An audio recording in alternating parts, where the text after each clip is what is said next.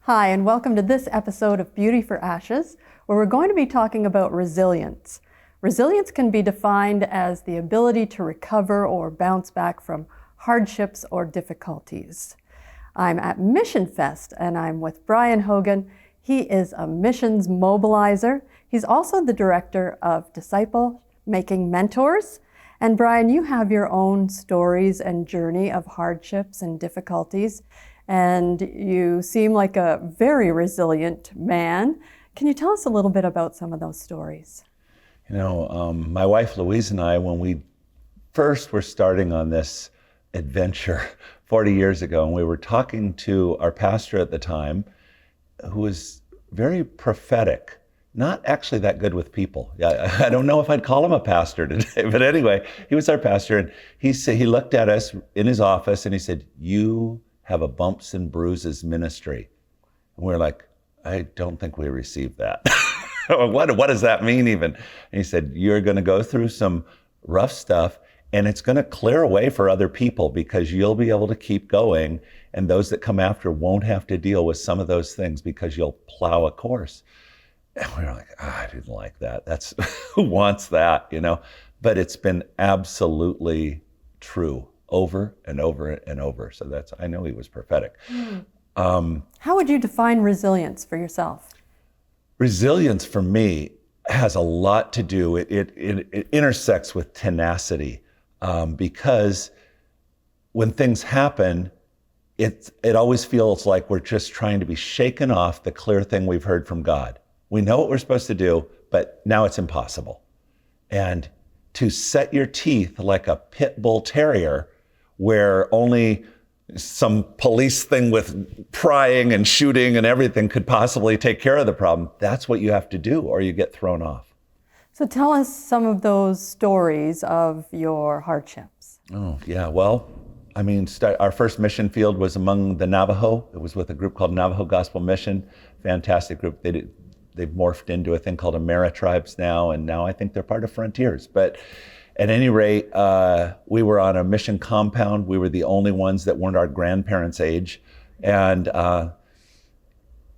it was so hard dealing with the other missionaries. They found so much fault. And we were young and dumb and didn't know much and just trying things and breaking all the rules, not willingly or knowingly. And there was so much rejection. And they were like, "You don't belong here. God hasn't called you."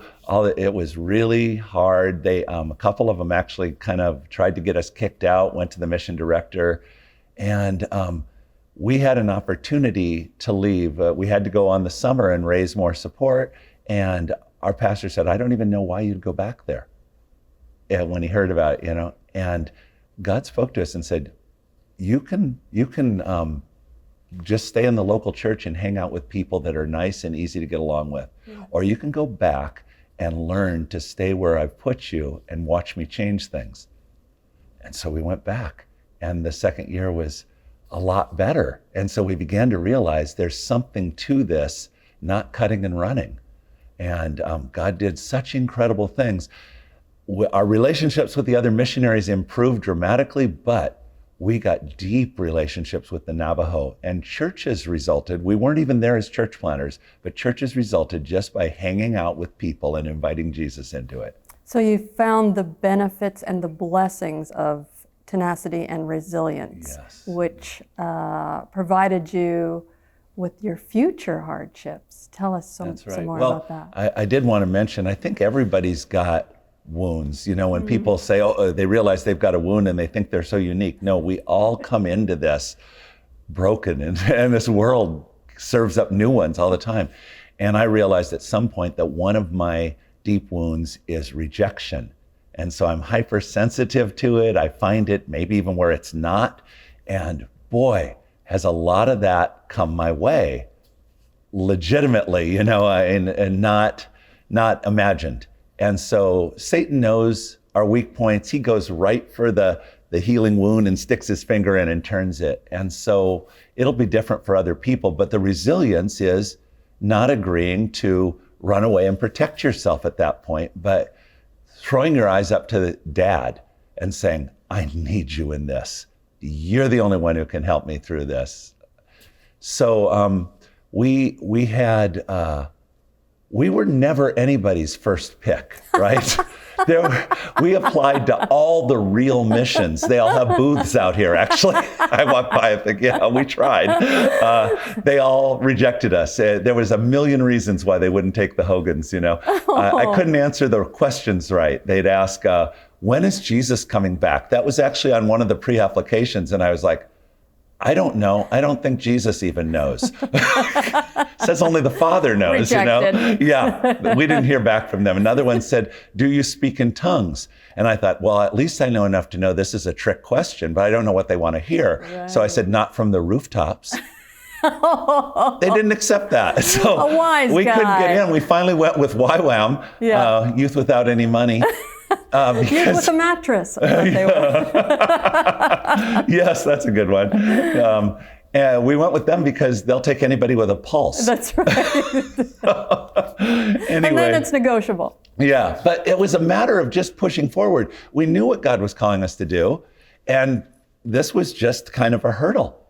You know, we want to work with people. We know what missionaries who don't have any organization are, how they're received on the field, so to speak. You know, they're looked at askance and with suspicion. And we wanted an organization, we wanted camaraderie, all of that. So we just pushed through until we found it, and it was the right place for us when we found it. It's been a wonderful home for us since then. So then you transitioned from the Navajo to Mongolia. Right. We had heard about Mongolia out on the Navajo reservation, and we had taken this class, Perspectives on the World Christian Movement, and we became convinced we want to work with unreached people. And the Navajo are reached. They're sending missionaries.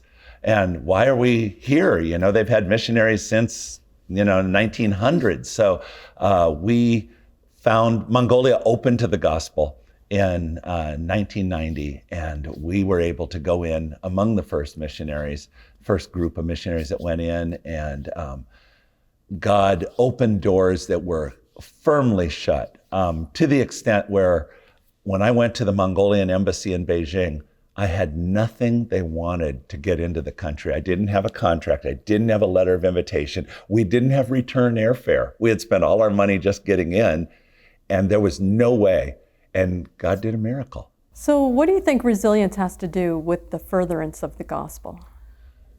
Well, there's so much, because planting a church or taking the gospel anywhere is an act of war. We're going into enemy territory. He's perfectly content to keep holding that territory as he has for untold millennia, and we're upsetting the status quo. Prayer is an act of rebellion against the status quo. And so there is pushback, there is attack, there is always suffering involved with apostolic work. And we see it, it's promised us. Jesus promised it. Paul lived it out. He said, look at these scars on my back. That's the marks of an apostle. I don't know what these other guys are talking about, but this is what it looks like. And so that's what we encountered as well. We had so many losses along the way. That, if I just sit there and think of all the losses, it'd make me cry. They still hurt. But my wife and I can look back at the most horrific loss we ever experienced that happened in Mongolia, and we both have come to the conclusion, if I had to do it again, if God asked me to do it again, I would without a moment of hesitation. I'm so glad he doesn't work like that. You never have to go backwards and do things again. Yeah. But we would, because it was worth it. It's worth it. The things that came out of our greatest loss are just soaked in glory. That the lamb that was slain might receive the reward of his suffering. On our son's grave, there's 3 words carved in it. It says, Jesus is worthy. And he's worthy of anything we could be asked to walk through. He's buried outside the city of Erdenet, where we planted the church. And we visit it every time we go back there. And the church put a monument on it. Wow. So. What you're saying, much of what you're saying is so countercultural, even in the Christian world. How can we train or provide for our families to be more resilient? I think that we need to get more honest with young people. And this is part of trusting the Holy Spirit. A lot of times we do this rah, it's going to be so great kind of mobilization. I've been to some conferences where it just seems, I just sit there going, wow, that's not really what it's like out there. Yeah. How are they going to stay when it's so different from what we're promising, or the kind of glory stories we're sharing that don't have the war and the darkness and the mud and the blood and everything? And I think we need to trust the Holy Spirit enough. Throughout the ages, he's called people who knowingly packed their belongings in coffins. How did that happen? That obviously they weren't going to the same conferences. So I think we need to be real with people and say, yeah, you're being called to this incredible, dire enterprise, but the King of Kings has called it, and he's going to win. We know the end of the story. So what's the worst that can happen? Well, we can all imagine the worst, and the worst is that we're with him, and that's not bad at all. So really, Satan has no victory. It's like going to the dentist, it hurts a lot at certain moments, but at the end, you're done and you're happy with the results. Thanks for sharing your story, Brian Hogan, of resilience and acceptance and tenacity. Thank you. I feel like we just skimmed the surface of all the incredible stories of resilience that Brian Hogan could share. I've invited Sylvia St. Cyr into the studio with me to help me tell my own story of resilience. Welcome, Sylvia. Nice to have you back. Thank you so much, Dana, for asking me back, and I'm excited to hear your testimony of resilience. So because of your involvement with missions and being in a military family, I understand you had many different living situations. Can you tell us a little bit more? Yeah, so as a military family, we've lived in Manitoba, Alberta, Quebec, Ontario, and many of those were 2 postings in each province. We also had a posting in Colorado Springs, really tough posting. And for missions, my husband and I have led missions trips over the years: Philippines, Kenya, Mexico, Jamaica. We took a 52-person youth team to Jamaica one year. That was outstanding. So you've been all over the world. Yeah. I would love to know, what was your earliest experience with the Middle East? Mm-hmm. So the first experience we had with Muslims was in the Philippines. We were working with the Muslim urban poor in Davao, in Mindanao. And it made me realize that at that time, we didn't really focus very much as missions and missionaries on the Muslim world, and it piqued my interest. And then in 2006, we went, my husband was deployed to the Sinai Desert with the military. And I took my 3 kids, who were teenagers at the time, and said, hey, well, we'll go too. We'll go to Cairo and we'll hang out. And, and I found out that the mission organization that I was with was doing a 1-year focused outreach on Cairo. And I connected with them. They put me, I'm a musician, I'm a singer, and they put me with a music team, and we kicked around Cairo for 3 months. Me, my three teenage kids, and this eclectic international team, and we did missions all around Cairo. And it made me realize that Muslims are very similar to us. They're easy to love. They love to talk about spiritual things. And I just developed a real heart for them. I have 2 teenagers, and doing regular life is hard enough. 3 jetting around Cairo. Wow. Yeah. Speaking of, in October specifically of 2012, something happened in Cairo, Egypt. Yeah. So at that time, I had gone back. My husband was redeployed to the Sinai. And because the experience that I had was so positive previously, I thought, well, I'll go back by myself. I'll set myself up in a flat, and we'll just recreate what we had in 2006. Well, things weren't the same as it was in 2006. They had had the Arab Revolution. The place was like the Wild West. and I landed in Cairo. And I had been tasked with hosting teams, which I loved because I had led teams and I saw the value in teams. And it was different, and a lot of the missionaries had left Cairo, a lot of the long-term missionaries, which should have given me an indication that it wasn't really a safe place to be. So I was out one afternoon with a girlfriend, an Egyptian girlfriend, and we had gone out to look at a venue. And we were coming back, and we were holding hands, and as we were walking along, we were going to go to a cafe. And as we were walking along, two guys on a motorcycle came up behind me. I had my bag on my shoulder. The guy in the back scooped my bag, and he pulled it off of my arm. I held on to the bag. He pulled me, I fell, and I broke both my shoulders. And it was like time stopped. And my girlfriend, my Egyptian girlfriend, ran after him and started yelling, "There's only paper in the bag."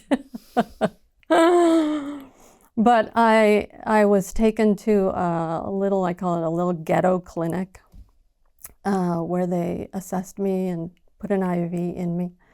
And then I went back home, and obviously in shock. And I didn't realize that my shoulders were broken until months later. It took Craig 5 days to get to me. And it was very, very hard. Wow. How did you recover, having all that time pass with the brokenness as well? Yeah. It was hard. It was lonely. It was grueling. But I didn't really feel like I had a choice because, I thought through, well, what would happen if I went home? And it wouldn't really be much easier. I mean, I drove a Standard, so I knew I couldn't drive. And I felt called to be in Cairo. And because I was hurt, it didn't really affect my call. I have to imagine, did you have 2 arm casts? Like, how did... No, like I say, they didn't know that the arms were broken until I just wasn't getting better. But I mean, I was doing my grocery shopping. I was, carrying light bags because I didn't have a car. And finally, I realized I need to go and get this reassessed. So I connected with a Christian physiotherapist, great guy. Way up in another part of the city, in the city of 22 million people, taking a taxi by myself. I didn't have data, I didn't speak the language. Every time I went to physio, it was arduous. And he said, "I'm not doing anything until you get some x-rays." So I went and got x-rayed. And the doctor, the sweet Egyptian doctor, said, "You've broken both your shoulders." And I said, "I believe Jesus saved me from something worse, much worse." And he said, "I do too." Wow. And all of this alone, your husband wasn't there? Because he was on the military base, and they weren't letting them off the base because it was so dangerous in Cairo. And here you were alone. Yeah. So this show, we're really talking about resilience, and I can hear it in your story as well. What kept you going?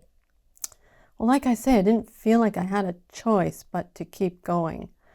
But some of the things, like when I break it down, music for sure. My daughter had introduced me to Audrey Assad, and I would listen to some of her songs and just grieve and cry and forgive. Forgiveness was huge, huge, huge, huge. And Holy Spirit spoke to me that as my soul healed, so would my body heal. And when I left the ghetto clinic and had the people, I didn't even know them. They were just strangers.